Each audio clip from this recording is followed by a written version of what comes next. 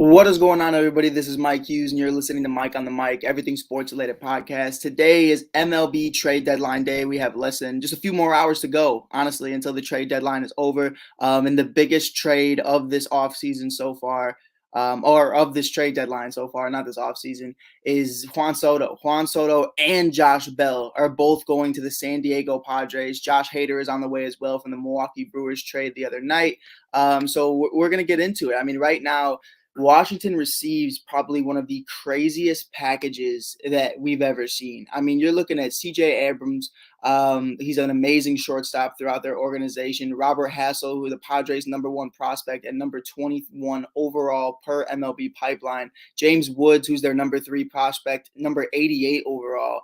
And a couple other great pieces. I mean, you're looking at Jarlin Susana, I believe is how you pronounce his name. He's the Padres' number 14th overall, in return for Josh Bell and Juan Soto. I think that is insane to me to think that they got, if we're being completely real, it's a conversation to where we don't know what Washington's going to look like in a couple years from now, because they're also getting Eric Hosmer. If Eric actually approves the trade, that's one of the biggest things right now. Is Eric Hosmer going to approve the trade? If he doesn't, I don't think it matters, because they're also getting MacKenzie Gore, who's a standout lefty, an amazing prospect. Even though he had that elbow inflammation, he's one of the best in the game. So for you to be getting a #1 prospect who's 21 overall in the top 100, a #3 prospect who's 88 overall, a number 14, MacKenzie Gore, who's already league ready, but was a top 10 prospect in the MLB pipeline until he came up into the league. That's huge. I mean, that's huge for Washington. And they got honestly probably the best package they would have gotten.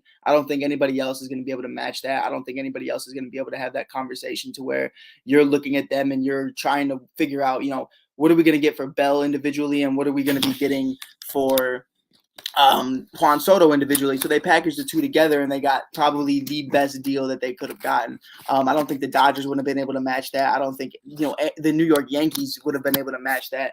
I think truly that thought in the reality, in the grand scheme of things, that he was going to end up a Dodger. I just don't think it was realistic, because you understand that that's most likely going to be a rental for the next couple of years. But that is insane to me to think right now Juan Soto and Josh Bell, on top of Josh Hader, are going to the San Diego Padres, with Fernando Tatis Jr. coming back probably within the next month or so, I would imagine, with that wrist injury, which he's been out the entire season. But, I mean, when you have Juan Soto and Josh Hader and company backing you up, and I feel like people sleep on Josh Bell. If you don't know Josh Bell, me as a Cubs fan personally, I watched a lot of his game. I think it's one of those conversations to where this kid, if he could tap into his potential, he could be a top 10 first baseman. I truly do believe that from an offensive standpoint. Comment right here, has Hosmer agreed to the trade? I don't believe I haven't heard anything yet that he's agreed to it. But I did kind of say in the beginning that I don't think it's going to matter. I don't think it's going to matter, because at the end of the day, that was more just kind of like a salary dump. I feel like that was more for San Diego, kind of like, well, can you at least take this contract off our hands kind of deal. I feel like they're either going to cut ties or waive him, or, designate him for assignment at the end of this season if he doesn't get moved, if he doesn't approve this trade. But I mean, at this point, if I'm Eric, I do, because I'm not going to play it all with Juan Soto and company coming. And especially with Josh Bell coming as well, that kind of just changes everything for Eric, because he does play a little bit of first base. Bell's a beast, 100%. Bell is one of the best first basemen when it comes to overall power. I mean, this kid, outside of, like, let's say Vladdy and Riz and Goldschmidt, this kid has insane amounts of power. Like, this kid can rake. And now that he's going to be surrounded around individuals who can do the same. You have Fernando Tatis Jr., Juan Soto and company, and you have a bunch of other guys throughout that Padres lineup that can really just get it done and be effective at the plate. He can just play his game instead of having to hit for average, instead of having to play gold glove defense, which he doesn't. But it's that conversation of knowing you have good guys on this infield now. You have Fernando Tatis Jr., who's going to not only be able to make a play, but do it in probably the swaggiest way you've ever seen. So that's super exciting. And I think right now there's no excuses. I think it's so crazy. We're talking about Frankie Montas as well last night. I think that, the Yankees and the San Diego Padres are both in a position right now to where it's like there are zero excuses to why you can't win the World Series. Zero excuses to why you can't win the World Series. And I think that's something right now that nobody looks at, nobody talks about is, the Dodgers. Oh, well, the Dodgers need to do it too because Mookie Betts and Clayton Kershaw and all these other expensive deals they have. And I understand that, and I understand where everybody's coming from. But the way that the San Diego Padres have moved in the last 2 years, I mean, they are becoming a juggernaut of just making moves. They have been outstanding. And honestly, they've drafted very well too at that.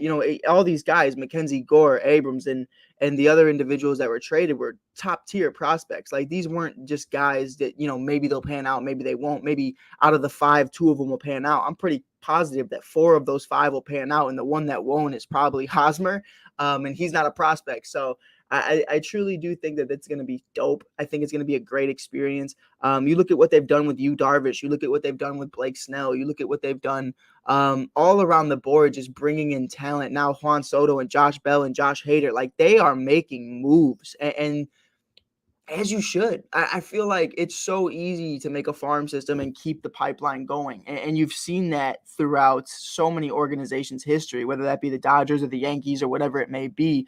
You see it through there, and you see it that way simply based off of the fact that, at one point, let's say we draft this kid and he's a top number one overall prospect. Who's to say next year we don't draft the same kid? It's all, how much do you trust your scouting department? And to me, the Padres could do it again. If they've done it once, they could do it again. It's not like they were the worst team in the league when these guys were getting drafted. They drafted accordingly, and they drafted the right way. And I feel like right now, when you're really looking at them from that perspective, it's definitely that conversation of these guys can do whatever they want to do, and these guys can run up the board. I'm super excited about it. And like, what this means for the league this year, I mean, I think this could be one of the best World Series matchups we've seen in quite some time, no matter who is there. I think it's going to be one of the greatest postseasons that we've had in quite some time. I'm super excited just for October baseball. I think it's going to be a lot of fun.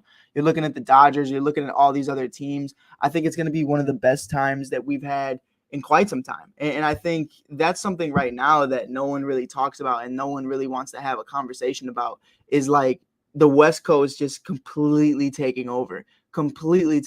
So I think there's a lot that goes into it. And there's a lot of people right now that I think, obviously you still have to look at certain teams. You still have to understand the Padres are legit. The Dodgers are legit. Obviously Atlanta's legit. But at the end of the day, you're looking at the NL Central, and you're looking at what's going on right now with the St. Louis Cardinals. They just folded because they didn't get Juan Soto. Josh Hader's gone from Milwaukee. There's a lot of teams right now where you look at the Padres and the Dodgers and let's say Atlanta, that's pretty much the top three race. I mean, I wouldn't expect anybody else to really make it.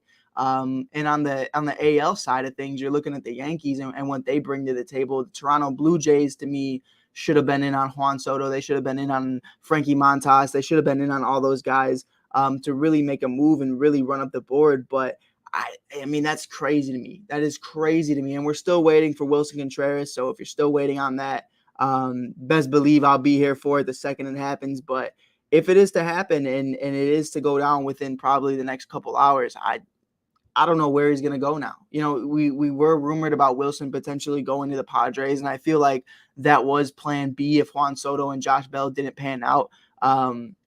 But when you really look at it right now, I'm hearing rumors that Wilson might go to Tampa. I'm hearing that, that's definitely a possibility.